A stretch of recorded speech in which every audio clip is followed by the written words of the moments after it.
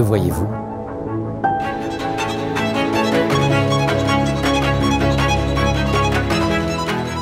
Teresa est aveugle. Mais quand elle court, ça ne se voit pas.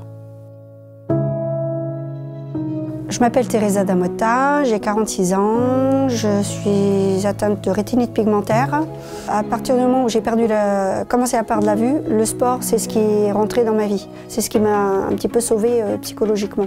Tout ce qu'on me proposait, j'ai accepté, quoi. De toute façon, j'étais toujours partante. Quand je suis arrivée dans le club, avec mon guide, on s'est adapté parce que bon, il y a des personnes qui préfèrent tenir la main, il y en a qui préfèrent tenir le coude.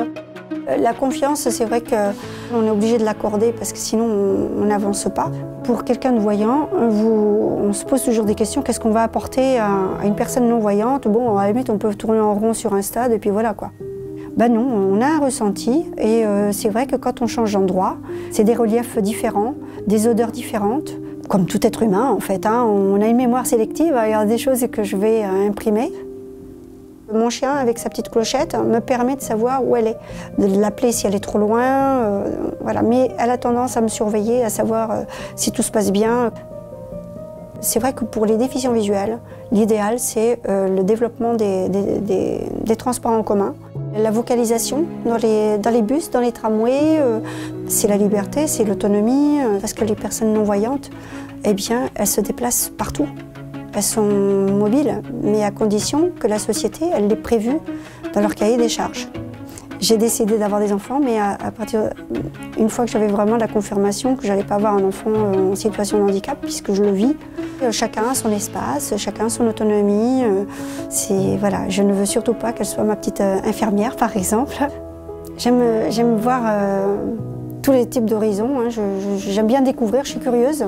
Et c'est en bougeant, c'est pas en restant dans mon canapé que je vais ressentir tout ça, quoi.